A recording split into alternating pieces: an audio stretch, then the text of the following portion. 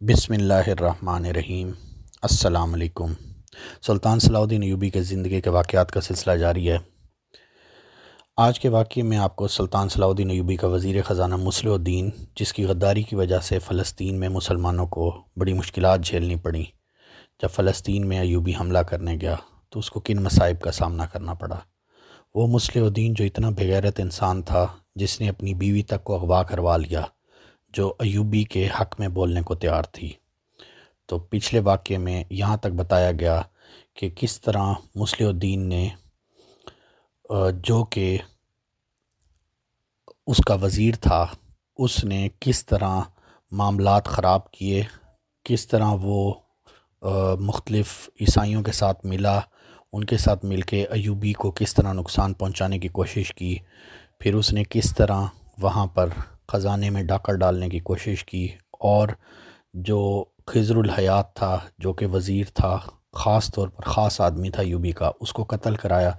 جب یہ بات مصلح الدین کی پہلی بیوی کو پتہ لگی تو مصلح الدین کی بیوی نے کہا تم ایوبی کے ساتھ غداری کر رہے ہو۔ اس نے کہا نہیں، میں کوئی غداری نہیں کر رہا۔ اس نے کہا تم پیسوں کا خرد برد کر رہے ہو۔ اس نے کہا کچھ نہیں کر رہا۔ پھر اس نے یہ الزام لگایا تمہارے پاس جو بگی آئی ہے، آئے دن ناچنے والی عورتیں آتی ہیں، شراب کی دعوتیں ہیں، یہ تمام باتیں بتا رہی ہیں کہ تم ایوبی کے ساتھ غداری کر رہے ہو۔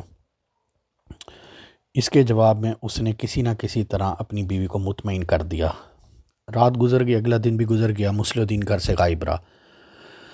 اس کی بیوی یادداشتہ جس کو اس نے گھر میں رکھا ہوا تھا وہ بھی نظر نہ آئی۔ شام کے بعد مصلح الدین گھر آیا، پہلی بیوی کے کمرے میں چلا گیا، اس کے ساتھ پیار اور محبت کی باتیں کرتا رہا۔ بیوی اس کے فریب میں نہیں آنا چاہتی تھی، مگر پیار کے دھوکے میں آ گئی۔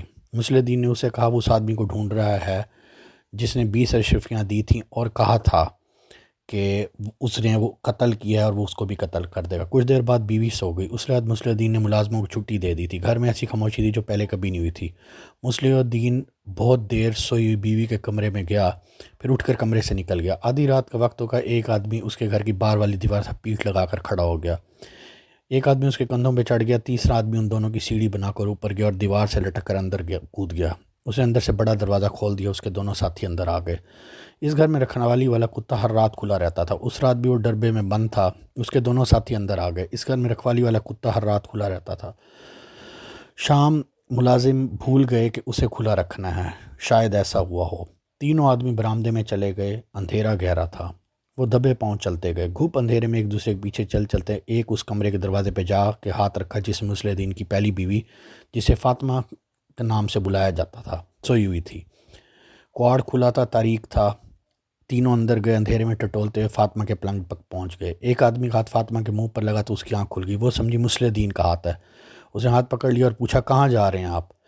اس کے جواب میں ایک آدمی نے اس کے منہ پہ کپڑا رکھا اور اس کا کچھ حصہ اس کے منہ میں ٹھونس دیا۔ فوراً بعد تینوں نے اسے بازوؤں میں جکڑ لیا۔ ایک نے منہ پر ایک اور کپڑا کس کے باندھ دیا، ایک نے ایک بوری کی طرح کا تھیلا کھولا۔ دوسرے دو آدمیوں نے فاطمہ کو دورہ کر کے اس کے ہاتھ پاؤں باندھے، اس تھیلے میں ڈال کے تھیلے کا منہ بند کر دیا۔ انہوں نے تھیلا اٹھایا اور باہر نکل گئے، بڑے ہوئے دروازے سے بھی نکل گئے۔ گھر میں کوئی مرد ملازم نہیں تھا، خادمائیں بھی چھٹی پر گئی ہوئی تھیں۔ تھوڑی دور ایک درخت کے ساتھ 3 گھوڑے بندھے ہوئے تھے۔ تینوں آدمی گھوڑوں پر سوار ہوئے، ایک نے تھیلا اپنے آگے رکھ لیا۔ تینوں گھوڑے قاہرہ سے نکل گئے اور اسکندریہ کا رخ کر لیا۔ صبح ملازم آگے، مصلح الدین نے فاطمہ کے متعلق پوچھا۔ 2 خادموں نے اسے تلاش کر کے بتایا وہ گھر میں نہیں ہے۔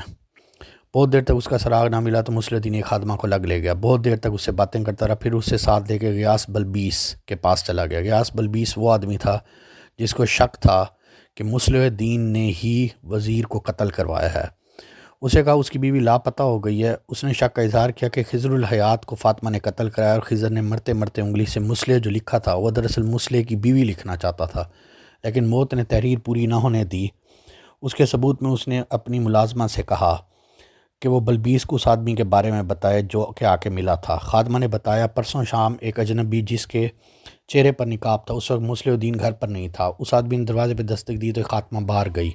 اجنبی نے کہا وہ فاطمہ سے ملنا چاہتا ہے۔ خادمہ نے کہا گھر میں کوئی مرد نہیں، اس لیے فاطمہ سے نہیں مل سکتا۔ اس نے کہا فاطمہ سے یہ کہہ دو وہ اشرفیاں واپس کرنے آیا ہے، کہتا ہے میں پوری رقم لوں گا۔ خاتمہ نے فاطمہ کو جا کر بتایا، اس نے اس آدمی کو اندر بلا لیا۔ خادمہ نے بیان میں کہا فاطمہ نے اسے برآمدے میں کھڑا رہنے کو کہا اور یہ ہدایت دی کہ کوئی آ جائے تو اسے خبردار کر دوں۔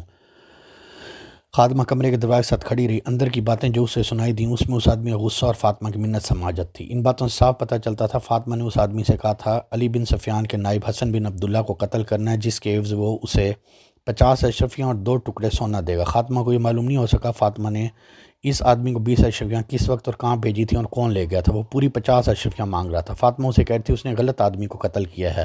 یہ نقاب پوش اجنبی کہہ رہا تھا تم نے یقین کے ساتھ بتایا تھا حسن بن عبداللہ فلاں وقت خضر الحیات کے گھر جائے گا۔ وہ گھات میں بیٹھ گیا۔ اس نے ایک آدمی کو خضر کے گھر کے دروازے کے قریب جاتے دیکھا۔ اس کا قد بت حسن بن عبداللہ کی طرح تھا۔ قتل کرتے وقت اتنی مہلت نہیں ملتی کہ شکار کو اچھی طرح دیکھ کر یقین کر لیا جائے۔ تم نے جو وقت بتایا تھا یہ وہی وقت تھا۔ میں نے تیر چلا دی اور وہاں سے بھاگنے کی۔ وہ فاطمہ سے 50 اشرفیاں مانگ رہا تھا۔ فاطمہ نے پہلے تو بہت منت سماجت کی، پھر وہ غصے میں آ گئی اور کہنے لگی اصل آدمی کو قتل کرو گے تو ان 20 اشرفیوں کے علاوہ 50 اشرفیاں اور سونے کے 2 ٹکڑے دوں گی۔ اس آدمی نے کہا میں نے کام کر دیا، اس کی پوری اجرت لوں گا۔ فاطمہ نے انکار کر دیا۔ وہ آدمی غصے میں کہہ کے چلا گیا میں پوری اجرت وصول کروں گا۔ فاطمہ نے خادمہ کو سختی سے کہا وہ اس آدمی کے متعلق کسی سے ذکر نہ کرے۔ اس نے خادمہ کو 2 اشرفی انعام دیا۔ آج صبح وہ اس کے کمرے میں گئی تو فاطمہ وہاں نہیں تھی۔ اسے شک ہے اس آدمی نے انتقاماً اس سے اغوا کر لیا ہے۔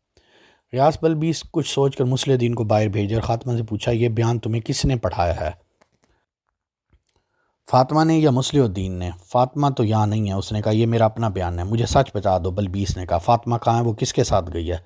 خاتمہ گھبرانے لگی، کوئی تسلی بخش جواب نہ دے سکی۔ بلبیس نے کہا کوتوالی کے تہہ خانے میں جاؤ گی تو وہاں سے واپس نہیں آ سکو گی، یہ تمہیں بھی پتہ ہے۔ وہ غریب عورت تھی، اسے معلوم تھا کوتوالی کے تہہ خانے میں سچ اور جھوٹ الگ الگ ہو جاتے ہیں۔ اس سے پہلے کہ بوڑھے جسم کی ہڈیاں جوڑ الگ ہوں، رو پڑی، کہنے لگی سچ کہتی ہوں آقا سزا دیتا ہے، جھوٹ بولتی ہوں تو آپ سزا دیتے ہیں۔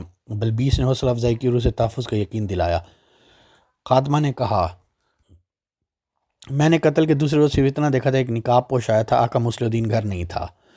نقاب پوش نے فاطمہ کو باہر بلایا تھا، وہ بڑے دروازے کے باہر اور فاطمہ اندر تھی۔ وہ اس کے سامنے نہیں آئی تھی۔ ملازموں نے اسے دیکھا تھا لیکن کسی نے بھی قریب جا کر نہیں سنا ان کے درمیان کیا باتیں ہیں۔ نقاب پوش چلا گیا تو فاطمہ اندر آئی۔ اس نے چھوٹی سی ایک تھیلی اٹھا رکھی تھی، فاطمہ کا سر جھکا ہوا تھا، وہ کمرے میں چلی گئی۔ دوسری شام مسلح الدین نے 4 ملازموں اور گھوڑوں کے رکھوالے کو رات بھر کی چھٹی دے دی۔ 4 ملازم، 2 مرد اور 2 عورتیں ہیں۔ اس سے پہلے ملازموں کو کبھی رات بھر کے لیے چھٹی دی گئی ہے؟ بلبیس نے پوچھا۔ کبھی نہیں، اس نے جواب دیا۔ کوئی ایک ملازم کبھی چھٹی لے لیتا ہے، سب کو کبھی چھٹی نہیں دی گئی۔ خادمہ نے سوچ کر کہا عجیب بات ہے، آقا نے کہا تھا آج رات کتے کو بندھا رہنے دیا جائے، اس سے پہلے وہ کتا کھلا رکھا جاتا تھا، بڑا خون خوار کتا ہے، اجنبی کی بو پر چیرنے پھاڑنے کو تیار ہو جاتا ہے۔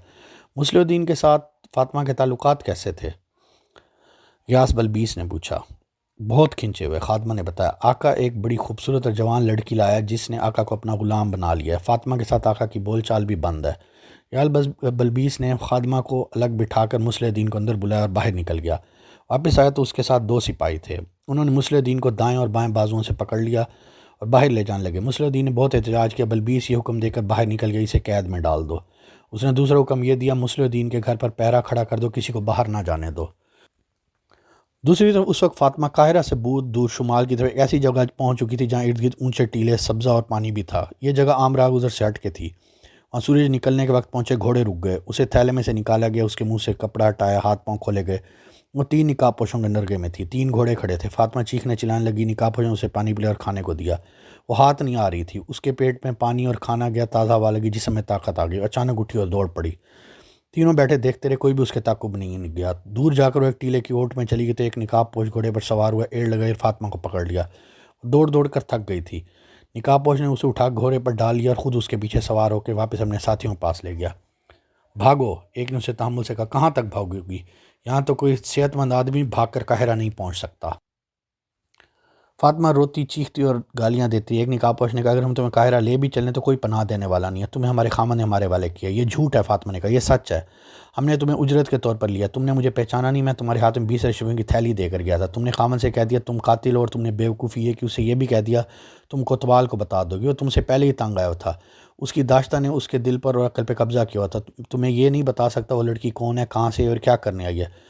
دوسرے دن تمہارا خامن ہمارے ٹھکانے پہ آیا، ایسا بے ایمان آدمی، اس نے ہمیں خضر الحیات قتل کی 50 اشرفیاں اور سونے کے 2 ٹکڑے دینے کا کہا، مگر کام ہو گیا، صرف 20 اشرفیاں بھیجی، میں نے تمہیں استعمال کیا اور حکم تمہارے ہاتھ میں کہ تمہیں بھی راز کا علم ہو جائے، ہمارا تیر نشانے بیٹھا، دوسرے دن ہمارے ٹھکانے پہ آ گیا اور 50 اشرفیاں دینے لگا، سونے کے 2 ٹکڑے وہ پھر بھی ہضم کر رہا تھا۔ اس کے بعد کیا ہوا؟